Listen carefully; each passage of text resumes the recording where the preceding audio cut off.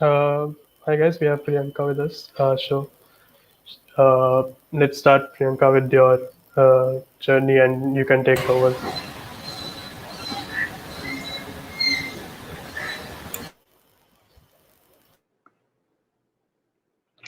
Um, Share the noise. we are good to start now. Yeah, yeah. Cool. Hey everyone. Thank you, Kush, for giving a warm introduction. I'm happy I'll be able to help you. Let's start. I'll be briefly discussing about Outreachy and how I got into open source and how Outreachy is an open source project, an initiative, and how you can get into any of these programs, say it be a GSOC or an outreach internship, or there are a couple more. We might talk about them. Moving forward, I'll give an introduction. Who am I? So, yes, I am Priyanka Sagu. Currently, I'm working as a DevOps engineer at a DataOps organization, Atlan. Very soon, I'm joining Red Hat as a site reliability engineer in their global OpenShift dedicated team. I'm here to speak today. So, yes, I was an outreach intern under GNOME Foundation in the December to March fall outreach cohort. During the internship, I worked on a NOM application, NOM translation editor, and yeah, still I am in the very process of learning and exploring my ways. Uh, Moving forward, I'm not sure if it is anyway relevant, but this was my project, GNOME Translation Editor, also known as G Translator. It's an enhanced GetX PO file editor for GNOME desktop environment. Basically, it provides features like find, replace, translation memory, different translator profile, and et al. So if you see down there a picture, that basically is what I worked on during my outreachy project. During the outreachy initial contribution period, I was basically working on revamping few of the existing widgets in the application in accordance with GNOME Human Interface Guidelines. And during my outreachy project, I worked on entirely redesigning the old search and replace bar dialog. So this is the new one.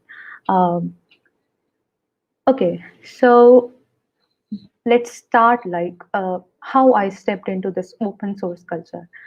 So it's been 2 years. It's been more than 1.5 year now. I am already graduated, but it starts way before when I even actually heard about Outreachy program.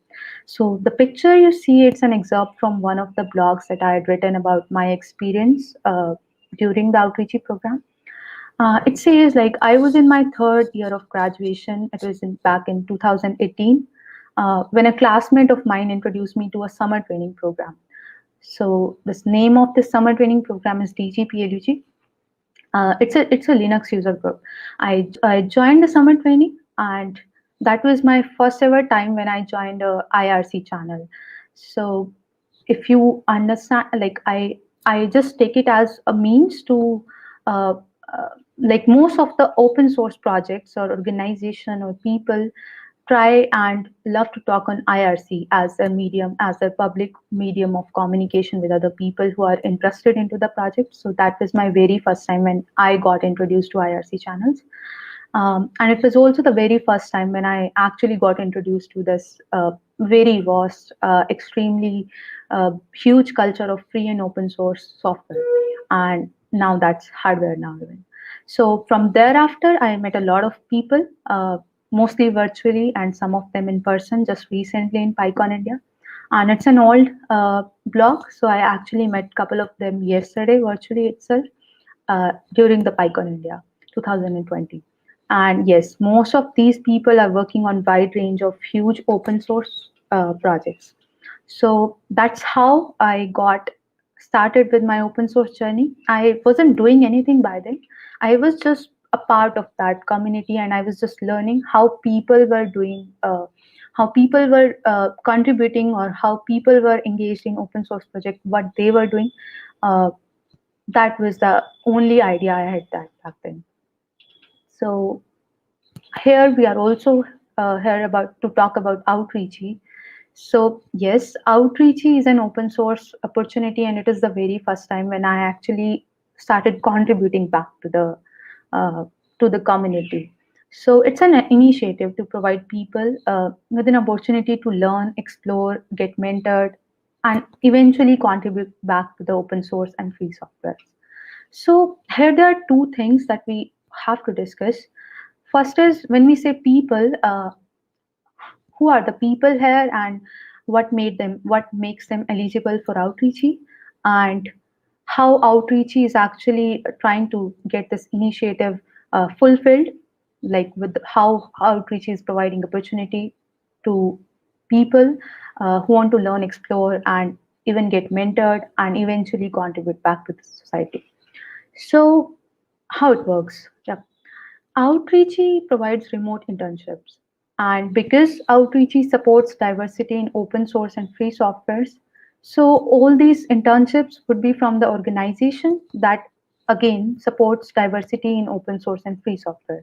So most of the organization you will find during the internship, so the proposals you will find from the organizations will be from the open source and free software organizations. Outreachy internship are 3 months long. So during the internship, interns are paid an internship stipend of US dollar 5,500. And apart from the internship stipend, they also receive a 5,000 US dollar travel stipend that you could use for attending conferences and events. During the internship, interns work with experienced mentors from these open source communities. Now, talking about the project, like how varied are the project that comes under Outreachy proposals. So you don't have to be very technically sound to participate in Outreachy or to get selected as an intern in the Outreachy program, because the projects vary a lot from technical to non-technical to management. So you will find out projects which include programming, they include user experience, documentation, maybe some graphics designing. Yes, if you are into this buzzword, data science and data mining and stuff, you will definitely find out one or two projects regarding that as well.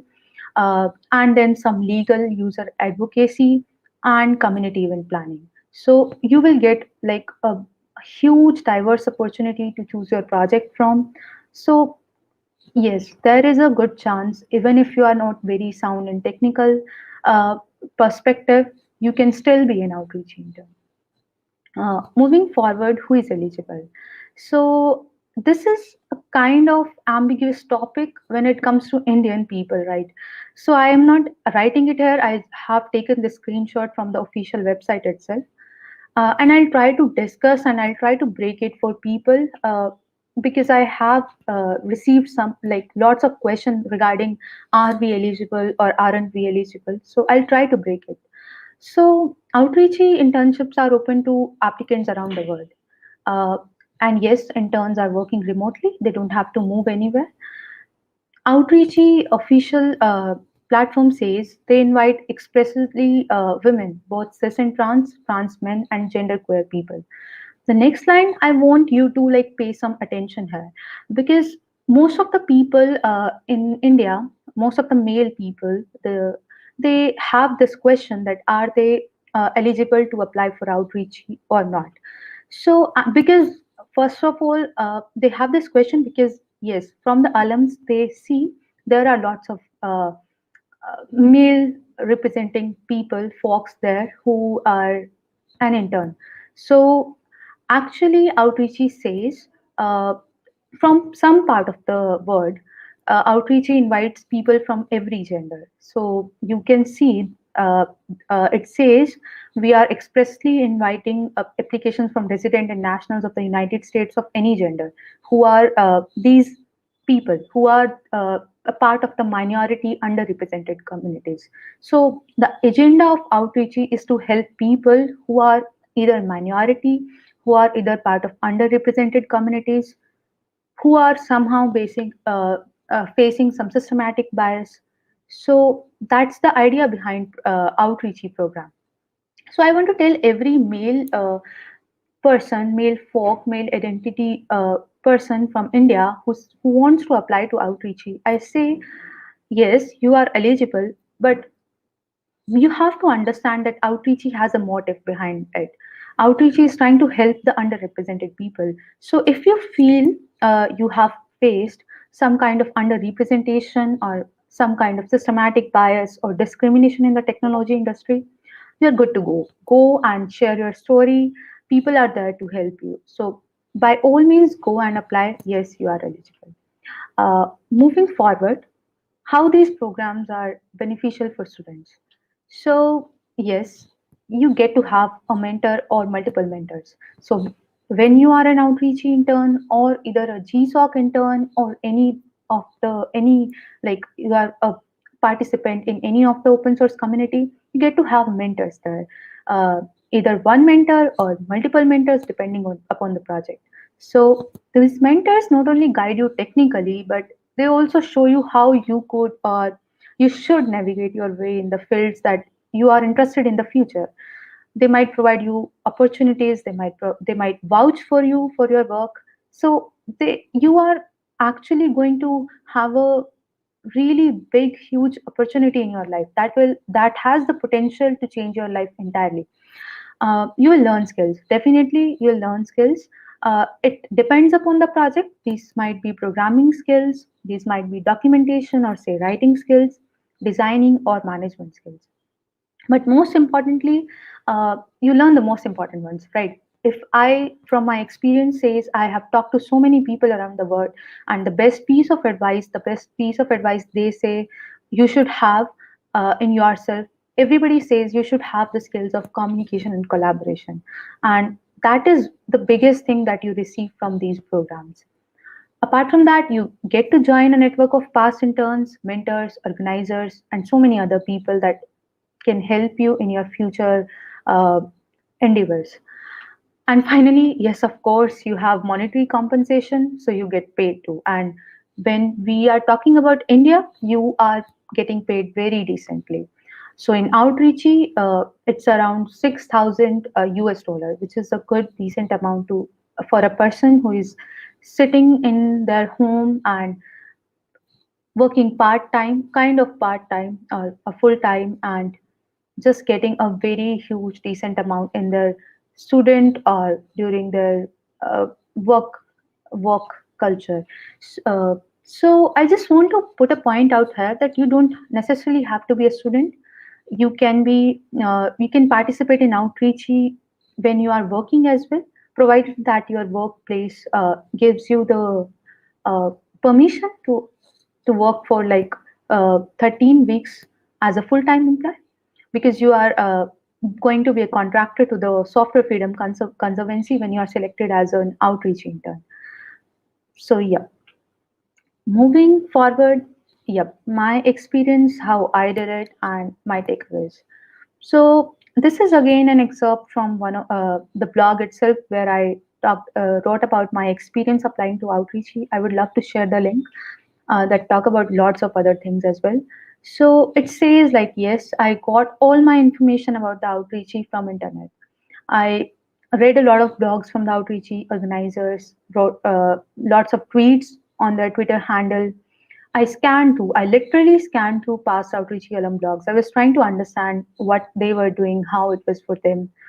And so basically, I did a lot of personal research and I had my aim very quite clear by then. So I knew I wanted to achieve what I wanted to achieve out of the outreach program. So, and I also was aware that how big and valuable it is if I get to be a part of a huge open source organization. And I knew how enriching it would be if I actually become a part of the community of people who are excellent in whatever things they are doing. Although in the very beginning, when I applied to outreach, the idea was just to learn, gather as much as I could, and but later also, like I was trying to gather those skills so that I could put them later in my future in order to get a full time job. And this is a very typical mentality in India. I also had that, but everything, whatever we want to do, we just want to make sure that that somehow contribute to our full time position, so that later on we are going to get into a very bigger corporate industry or a very nice startup, or maybe no, maybe the farm itself. So we just want to do everything just to make sure that we are going to get a very nice full time opportunity later on. So, but trust me, I received like much more than what I just talked about earlier. I got some really awesome mentors. I got a really, really awesome community. I still can't thank them. I'm talking to you here. I'm what I'm because of this community that I actually received during my outreach internship. And I got to work on a really awesome project. I built up this whole lot of self confidence in me. I inculcated this habit of asking wherever and whenever I'm stuck, and I got everything from there. So everything which was impossible for me, which was once like literally impossible for me, I received absolutely everything from this opportunity. So yeah, I eventually, like in my final month of the outreach internship, I got a full-time job too. Although that has nothing to do with outreachy, but the idea was that the soft skills that I developed during the outreachy and even before being into the open source communities, that helped seamlessly uh, throughout. How to get started? So my idea would be this, like I would say participate in open source communities, like how I participated in this DGPLUG summer training. That entirely changed my life. I just how even like how I am able to talk to you, the confidence I have, uh, every career opportunity. I feel like I owe every of my accomplishment to the open source communities. And I just want to mention here, like it's been more than 2.5 years now since I for the first time I joined some open source community. I would say when you are getting started, look around yourself in your own machines. When I say machine, means your laptops, desktop, or even your mobile phones. See what softwares you are using. Start by contributing back to those softwares. Join their public forums, but again, how would you get to know about the forums? So the only answer is internet. Go and look on internet, search for their official websites. You will definitely find all the information. If not, go and talk to people. Everyone in the open source community is very happy to help you in the best possible way they could. But now comes the question is how we know we have to contribute back to them, but how we could contribute back. So when in the very beginning, like even for 2 years, I more than around 2 years, I wasn't contributing in terms of any technical aspect. I was just there. I was learning from them. So that's what I would say. If you feel like you are facing some problem in your softwares, in the piece of software that you are trying to contribute to, so raise those issues. Those issues could be anything, like any small thing to say you are facing lag, or you don't like, don't say you don't like, but you feel like we could improve this interface. You could just write anything and raise it as an issue. It will help them, help the maintainers and the contributors of the project. Or you could go and fix typos. Definitely, that's the first place people start in open source organization or communities when they say we are contributing. So people start by looking at the documentations or the writings, and they start to see if there are some typos they could fix, or if they could improve the writing itself. Go and by all means do that. And don't feel like you don't know. Just try it, and people will give you feedback, and you can improve. And your PRs, your contribution will definitely be acknowledged and approved. If you can write code, then definitely go and add a patch. If nothing, like me, just go and participate in the discussion and learn. Uh, Now what? If you want to move to these programs in the communities, discuss your interest. Discuss your interest with the people. Tell them what you are aiming for. Tell them what you are planning for. Ask for help. But always keep this thing in mind that you have to ask politely. You have to ask very respectfully, and you have to understand that. the people who are there in the open source communities, they are there out of their wish, out of their free times. They are definitely out there to help you, but you have to respect their time and space. You can't expect like you are texting them right now and they will text back, reply back to you in the very same time. Maybe people are from other time zones, maybe they have some emergency at their home. So that even like that is eligible, that is like apt for these programs as well, like outreaching and GSOC. When you are contributing, when you are trying to get take help from the mentors for your proposals, and if they are not able to reply you in the very time when you are there, or maybe in a short period of time, just sit back and follow up nicely and respectfully, because you have to understand that the mentors are not getting a single penny out of the program. It's we, the people who are the mentees, who are being the interns, are receiving all the money. So it's for us. They also know that they are there to help us. So we just have to be patient, and you have to be polite and very respectful. Finally, seek people for mentorship. I would say I have mentors outside my outreachy community, and during my outreachy community, and I owe everything, like all my career opportunities, whatever knowledge, whatever things I know so far that have brought me here. I feel like I just entirely owe my all accomplishments to my mentors. But always you have to make sure when you are asking someone for mentorship, you have to go back, you have to show your efforts too. uh, yeah. So this is kind of uh, funny because there are no tips. Like eventually there are no tips to crack anything. You have to go through the process and you have to earn it, you have to make your way through it.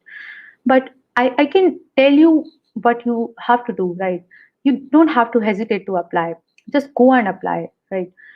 Give your best possible amount of time. Just give me a second. Never hesitate to ask people. So talk to them, share your concerns, uh, tell them that you are actually trying to do this thing or that thing. You are seeking for these kind of pointers and resources, but you have to go and tell them. Nobody would know. Like if I am here, I'm telling you something. That's how you know that I'm trying to ask for some help. But if you are going to sit in your chair for the whole time and just keep thinking in your head that you want to do this program, you want to be an intern, you want to do something, nothing is going to happen that way until and unless you are super smart.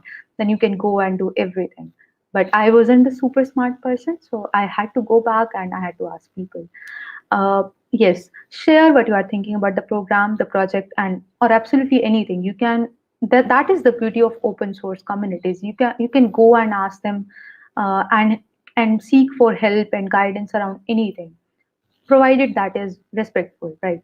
uh, and you have to make sure that you are taking care of the privacy of other people and yours as well. Just ask people if they could help you or you could help them back in some way. That builds warm connections and networks, and that's the eventual thing that you want in your career. You want to build network with people who could help you in building your career later in the future, or getting you opportunities in any aspect. So whether it be an open source opportunity or in a corporate, or or a global opportunity, say it be anything, right? So you have to make sure that you are making warm networks. Yeah, never ever take your opportunities for granted. If you are getting some opportunity, make sure you are giving your best efforts to it. Give your best time, give your best efforts. At least try the best, like whatever you can give uh, to the community, to the project. Do your best and don't procrastinate to apply. The time is not going to wait for anyone. Once the deadline is there, it's there. You can't apply then, and you again, like you have to wait for the another code to come. So never ever procrastinate to apply. The worst that could happen is you will be rejected, but the best that could happen is, even if you are not getting selected as an intern, you will get into contact with so many people. Maybe the mentors themselves would start to know you. They will definitely help you outside these programs as well. So yeah, just start talking to your mentors and putting your efforts, right? The last thing, like, what would I tell someone who is worried about applying to outreach? This is again an excerpt from the blog. I would love to share, like, if I'll just share the blog link with the organizers, and I would love if they could share that link. I will say it's not that hard as it looks from outside, right? You see an intern and you see their project and you feel like, oh man, they are working on so huge things, but that's not the truth. They are working on that because somebody helped them or they had put their time on. So it's really easy. If I can do it, you also can do it, provided that you are giving your efforts. So if you really want to learn, if you are motivated enough to devote a good span of your time towards learning more, then don't give it a second thought. Just don't give it a single second thought. Just apply. uh, as in outreach, the very first step of outreach is initial application. There you have to write about your experience, your past achievements, anything that you want to share with the organizers. I will say go and write exactly what you want to achieve out of the program. Be honest with your time and work commitments, because yes, you are going to get paid for the opportunity and you are going to get paid as a full time. So you have to be honest with your time commitments. If they are going to pay you as a full time, just tell them that. Just be honest, like you have that time. Or if you don't have that time, maybe try and tell them. Maybe if they feel you could still be a part, they will give that opportunity. But don't be dishonest. Be honest, because you are going to get lot out of this opportunity. And always remember, yeah, there are really kind people sitting on the other side, and these people are by all means willing to give you a chance to change your lives into a better one. They are there just to help you in the best possible way. So go and apply, like just apply.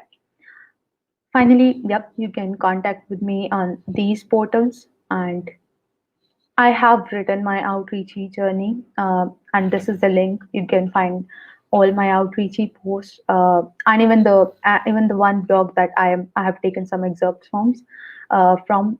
You can find all the blogs from there. That's all about it. Thank you so much. Uh, Thank you so much, Priyanka. We'll just add Shreyali as well out here, and she'll ask some questions to you, and also we'll take some questions from the chat if they have. Sure. Uh, Hi Priyanka, that was a really insightful presentation, and whatever Thank you you. just shared, your journey was really inspiring for everyone. So, and anybody who wants to ask questions can post their questions in the live chat, and Priyanka will be answering them. So, I just had one question from my side. You have the experience of both the open source world and also the corporate world that you're working right now in.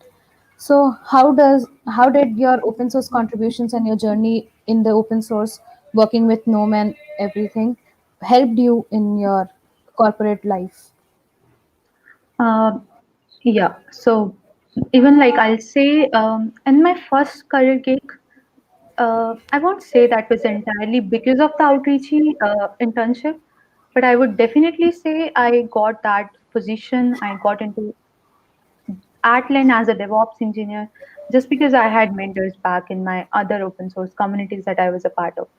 Um, I was working on projects under my mentors outside of any of these programs. So I just want to tell everyone that even if you are not getting a chance to be intern in GSOC or outreaching, and I would just want to name another program here as well, that is Community Bridge. That is another new program uh, that is also providing like stipends and stuff like that. If you are not a part of any of these internships, still you can always go and find mentors in the communities and you can work under them.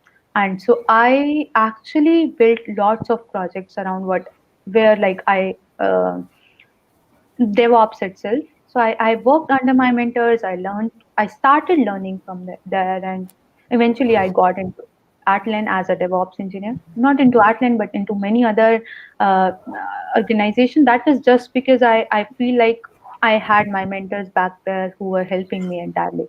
So yes, open source helped me uh, no end. Like there was no end. I feel like I somehow got all my learning, all my understanding around the actual technical stuff from the open source communities itself. I would just like to add one more thing here. So I had an experience of working in the corporate and in the open source. I would say when people say like they want to intern into a corporate or a startup or a big organization, and they compare that with open source opportunities, I from my own experience, I would say you have all the freedom, you have a really nice peaceful environment when it comes to open source communities. So if you are feeling like you are not getting an internship in any of the good corporate organization, go and definitely give a try to open source projects. Those people will not only help you build some projects or build some technical skills, but apart from that, they will definitely help you land into a good, either a open source opportunity or a corporate opportunity. So yeah, that's my experience so far. Thank you so much. Can I take that question from Shrishti? Yeah, go ahead. Yeah, yeah, sure. Yeah. So Outreachy is basically like GSOC. Yep. You like Kush discussed. I saw in the slides that GSOC had 199 projects this year. Outreachy doesn't have that much project because Outreachy had a double stipend. You see, like Outreachy had a double stipend than the GSOC in India, right? So Outreachy, the all the organization that give their proposal in Outreachy are all funded. So they somehow can manage funding for a limited number of projects, but still there are lots of projects. You will find like a good number of projects with decent, very decent number of intern positions. And I from my very own experience, I can say these intern positions are increasing every single cohort, not year, but two times outreach happens in a year. And every single time, every cohort outreach intern positions are increasing. Talking about the projects, yes, most of the I'll say like all the projects that you will see in Outreachy are again giving you project proposals in GSOC as well. So it's similar. It's just similar. Um, Outreachy is just similar. I'll say to the people who are going to Outreachy, just in terms of monetary, you are getting double the GSOC. But Outreachy is an underrated project in India. I feel like not everyone is aware of Outreachy, but I feel like if you feel like you share an identity of in any of the minority community in India, say a woman, a non-binary folk, or any other identity sharing people who feel like they have faced some kind of discrimination, some systematic bias in their technical career, go ahead and apply to Outreach. You don't have to be a student. You can apply after your graduation, even if you are a 40 or 50 years old person. So go ahead. And one more thing I want to mention here, that Outreach doesn't have a limit. Like you can apply as many times as you want, unless and until you are finally an intern, right? So if you are not getting selected in Outreach for the first time, go and by all means apply 10 times. I'm just over exaggerating the number here, but in the third or the fourth time, you will definitely be an intern. If you feel like uh, if you are not able to get into Outreach in the second time, I can assure you you'll be an intern in the third time, because in every iteration you are learning from the project, from the mentor. So yeah, go ahead and apply. Outreach is just like GSOC. I don't like to compare these programs, but yeah, they are. uh, on what basis do they hire as interns? Any tips for freshers? I think I had shared. I would just like to share my own story. Right, I was I was like aiming for two projects in Outreach, and one of the project that I won't name right now. I was working on that project for like 2 months or more than 2 months before the Outreach applications even started. But eventually, because of certain circumstances, I just left that project, and I started right from the very scratch on the project where actually I was an intern. So I had no experience. I even was even aware of the technical stack. So I would like to name it. It's the project was in pure C GTK plus GUI toolkit, and that was overwhelming. I wasn't aware what was that at that time. So what I did was, uh, say after your application is selected, and it's more or less going to be selected unless and until your time commitments are not matching. They're going to give you a chance to be there in the initial contribution period. So from the day one, like very first day, go and introduce yourself to the mentors in the public forums, send them an email, and tell them that you are there for outreach, right? You are there to learn. Another thing that I have mentioned in my blog, I would, if anybody is who is like aspiring for outreach, please go and read that blog, because I feel like I was one of the person who had no experience either about GSOC or outreach, but I managed to be there because I somehow had my ideas clear. I knew what I wanted out of that program. So I would say, like, go and introduce yourself. That's the very first thing. You have to make sure that your mentor is aware that you are there for outreach. Uh, if you are, if what I did was, when I was choosing my project, I was looking for a project that actually invited people who could learn on the go, right? So the mentors were willing to teach you on the go. They were very fine if you didn't know about the technical perspective. That was one thing that I was looking in my project. Another thing I was, that's my personal opinion. I was aiming for project that had not the biggest number of intern positions, because the projects that have the maximum number of intern positions are the most crowded ones, and those are the project, I'll say, you have to be there like before 2 or 3 months in those projects to make sure that the mentor know you, because these are the projects, these projects, when I say the projects with the maximum number of intern positions, they are the most crowded one, and it becomes really hard for the mentor to choose out of them. So they, because they have to make sure that the position is going into a secure hand, they biasly or non-biasly, I don't know, but choose those people who are actually working on that project from a longer time, because they have that idea. But when it comes to projects with limited number of, say, 2 or 3 intern position, those are the projects that are quite like not targeted that much. So even in my project, I went there and I introduced myself in the very on the very first day. I There was time when people started coming into the project, but I saw like uh, the technology was so like overwhelming, and it was out like it was not a not a normal general one. So people were not really comfortable applying to that project. So I got benefit there. My mentor was aware that I'm trying to work there, and in the first 2 weeks itself, my mentor gave me a PM that yes, you are the stronger contestant right now. So the only thing that you have to do is you have to make sure that mentors are aware that you are putting your efforts there. That's the only tip I'll give. We have this question as well. I think you kind of answered it in the last, but this applied to me as well when I was searching for organizations in GSOC, and most of my time went in searching rather than actually contributing somewhere. So tips for these would really help. Uh, Again, like I'll say, even the organizers from Outreachy says you don't have to go and pick up. You should not. Like it's your own wish. You can go and by all means try for 10 projects, but that is not going to lead you anywhere, because you just have a 1 month time. And if somebody is contributing their entire 1 month on one project, and you are contributing that 1 month time to 10 projects, you know where is the efficiency better. So uh, in the best possible case, go and look for 2 projects, right?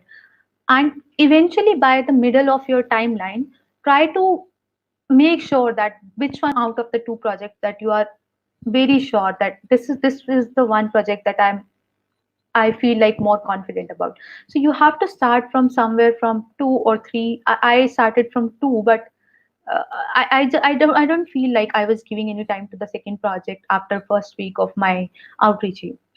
Initial contribution period. I was sure that this is the project that I want to be here, because yes, One thing I want to mention here in the outreachy, because I was an outreachy intern, but I am not sure how Google Summer of Code application works. But the initial contribution period is the major time when you learn maximum about the project, because after that you are, when you are already an intern, you are well aware of the technical stack or the project targets that you are going to work on. But the initial contribution period, the first month itself, is the most crucial time when you actually start learning from the scratch. You start talking to the community and the people there. So just make sure that you are putting your time in one project, right? Maximum time in one project, so don't get lost in multiple organization. The idea is your mentor should, so the final decision is in your mentor's hand. None of the people from the organization or anyone outside the project is going to make the decision. The final person is going to be your mentor itself. So make sure your mentor is aware that you are putting your efforts. If you will just keep juggling between multiple projects, then the mentor won't feel like, they won't see your dedication in one project. They would see like you are coming after 2 days or 3 days. You just have to go there and update. For example, I in the very first time I went there and I introduced myself and I asked, I am aware about C, but I don't know what this is. Give me some resources to read about it. And I went and I took 2 days and I gave my I gave my just reply to them. Like I just told them I worked on the resources and this is what I learned. Now what should I do next? So they told me go and build up the project, and I built up the project and I went back to them with my outcomes. And eventually they started giving me small issues. And when your mentors see your effort, in my case my mentor eventually started giving me pointers as well. Okay, this is the issue, but this is how you have to solve it. They just want to make sure that you are learning. They are not there to grill you anyway. The only idea is you have to ask, you have to make sure my mentor is aware that you are there and you are there for the project and you're giving your time. So that's what the only thing, the tips are. Like you just have to be make sure that you yourself are dedicated to one or two projects maximum. Yeah, one thing is that suppose you got those one or two projects, right? So, but still you have to choose those one or two projects. So, do you prefer the projects which you have experience in the tech stack, or do you look at projects which have good mentors or less applicants or more applicants or something Uh, like that?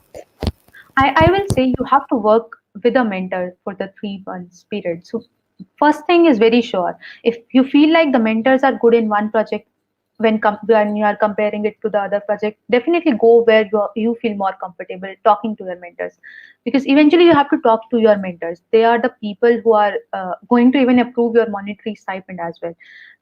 That is another thing, you have to learn from them through this process. So first thing, go and look for the best mentors that you feel you are most comfortable with. Looking at the technical stack, so it depends, right? There are some projects where you feel like you understand the project line, you understand the project proposal, you are well aware of the technical stack. Go, by all means apply, because you feel like you have an experience and that will be an advantage to you. But there are times when you are aware of the technical stack, but you don't have any idea like what the project proposal looks like, right? So in our case, when we are a student or we are in our early career, we are into learning lots of things, but that doesn't mean that we are aware of everything. So in that case, don't just blindly go after the technical stack, because you might be understanding one thing about that particular language or tool, but that is not going to use anyway that way in that project. So firstly, go and discuss, try to learn what is there in the project, and then decide if you are going to choose your project on the basis of the technical stack. But if you are very comfortable, go by all means. That's the best that you could receive from project proposal, if you are already aware of the project proposal timeline or the targets. Yeah, makes sense. Uh, Thank you so much. I think there are no more questions on the YouTube as well. And you really, you explain it in such detail that I don't think anyone would have any questions now. Uh, Thank you so much for giving your time to us and participating in this small but informative uh, event which we organized for Hacktoberfest. Again, thank you so much.